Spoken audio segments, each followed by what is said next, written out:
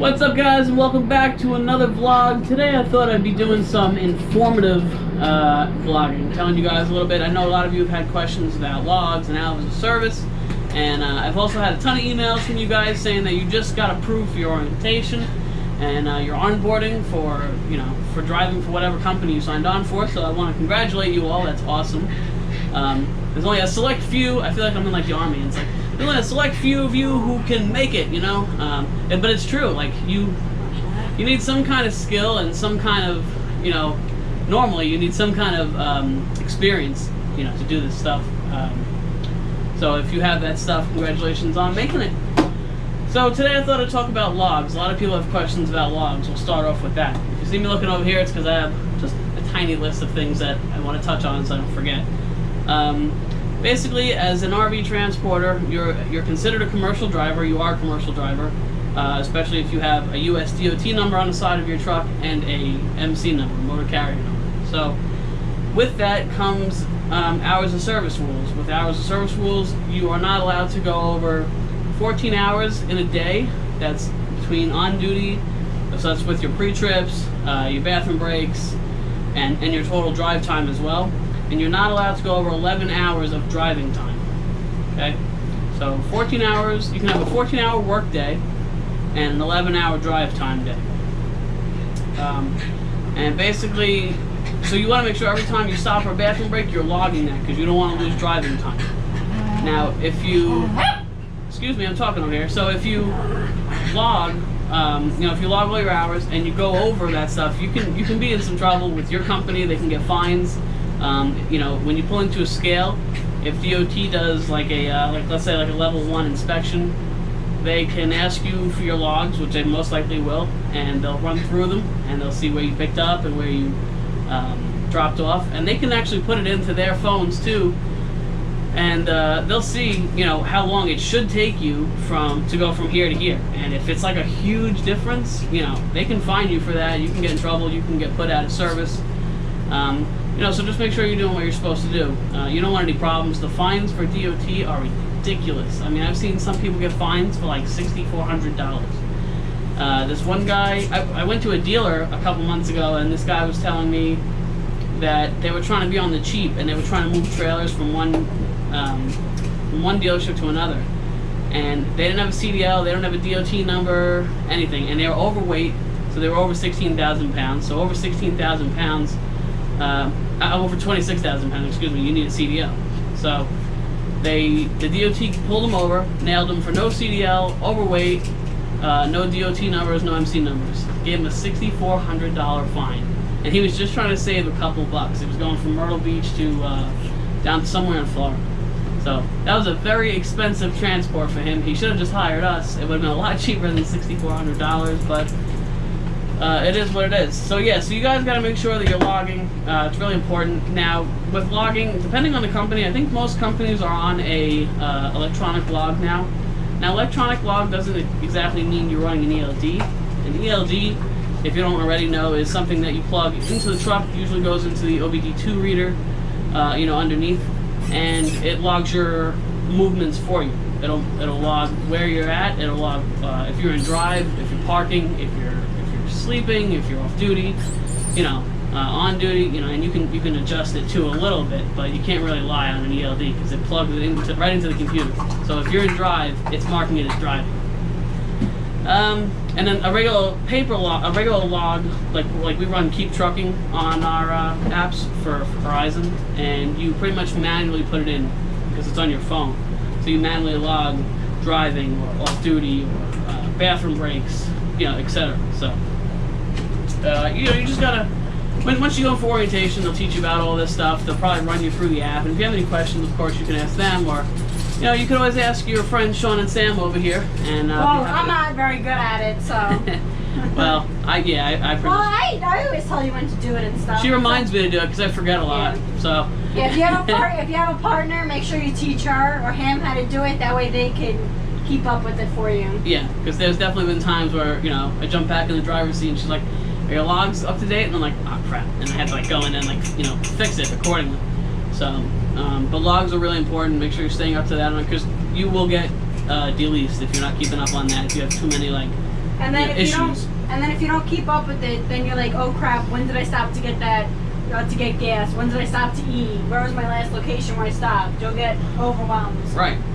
And if you don't log for like bathroom breaks and stuff, then you're technically losing drive time. It's just a mess. Just try to keep up with it. You know, the more you do it, the more you get used to it, I think. I don't know. I've been doing it for about 2 years now. I still kind of forget here and there. Yeah, but I remind you. Yeah. So the truck maintenance today was interesting. I was trying to do a live stream earlier. I don't know. The Wi-Fi here is a little screwy. I think everybody's home now, so the, you know, everybody's on it. It's I don't know. I guess the Wi-Fi is overwhelmed. But let's tell you guys about truck maintenance. And I brought my truck to this Tires Plus. I don't know what I'm saying today. I brought my truck to this Tires Plus place today. Wow, that's a tongue twister. Today for about 5 hours I was there. We're not exaggerating. I'm not exaggerating. I wish we were. I was there from 5 o'clock. I was there from 8:30 in the morning to about around 1 p.m. I was there for an oil change and front and rear fuel filters. That's it. And it took them 5 hours. I don't know what the deal is. It took about an hour and a half for me to get approved, and you know, for the work, because I have an enterprise rental, so everything that gets done to the truck, all the work has to be approved first. Now, normally I get all my work done in Elkhart, up in Indiana, and they don't really wait for the approval because they know it's going to be approved, so they just take care of it, and then they submit it, and once it gets approved, they send the bill, you know, to enterprise. But out here and down in Florida, where it's not very popular for them, for like someone like me to come in and ask for the enterprise, you know, treatment, the fleet work, they tend to wait till you get approved to do the work. So I waited about an hour and a half.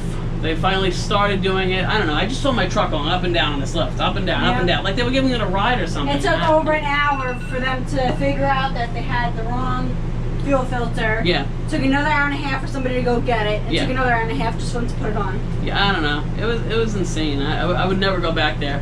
If you guys have an enterprise rental, I highly, highly suggest you always get your work done in Elkhart. Or Jiffy Lube, so you can stay in the car and they can't like mess around. Right, but the best Jiffy Lube to go to is the one in Elkhart off Casapla Street, because they do tons of enterprise rentals, so they know exactly how it goes. And like I said, they won't wait for the approval. They'll just do the work. They'll take down your truck's info, and then once the approval comes back, they send the bill out. And they're very nice. Yeah, and they're very nice, and it literally, for a fuel filter and a oil change, it takes about a half hour or 40 minutes the most. And they're now, you know? And, but with this place, I mean, it's insane. It's sitting in this waiting room, watching 10, 15 people come in, get service done in their trucks, and leave. It's very frustrating. I'd say that is the one downfall of the enterprise rental, is that you have to go to certain places that they approve, and you know, and you have to wait for an approval for the work. You can't just go and be like, yeah, I need an oil change and tires and, you know, whatever you need, and they just do it. You have to wait for the approval before they'll touch it. So that's that. Oh, update on my truck. I am at 58,000, almost 58,400 miles. With this run, I will be at just over 60,000, probably maybe like 62,000, 63,000. I mean, what am I saying? 60,200, 60,300 miles.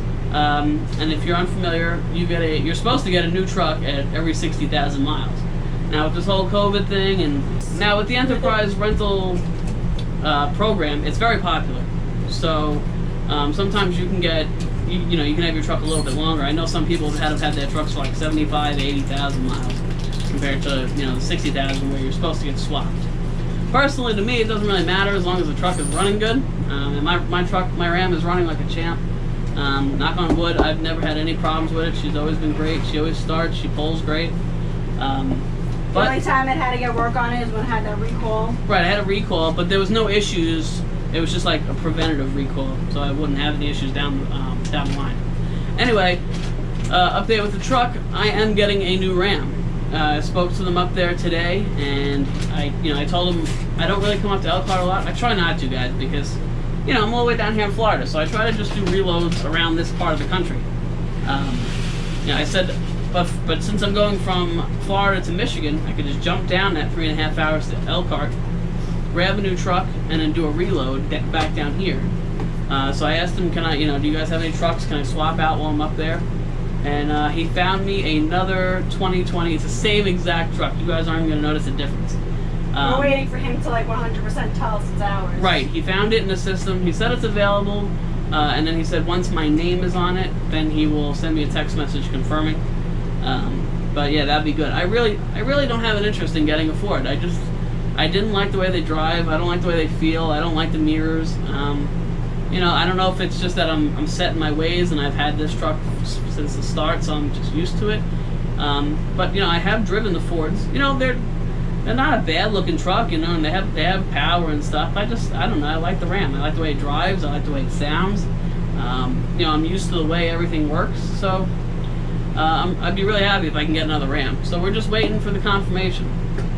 But I'm hoping he does it. That way Monday we can pick it up because we want to head back down for 4th of July to barbecue. Yeah, I want to be down here 4th of July. 4th of July is important to me, and I want to be down here. I want to do some grilling and celebrate Independence Day, you know what I mean? Yeah.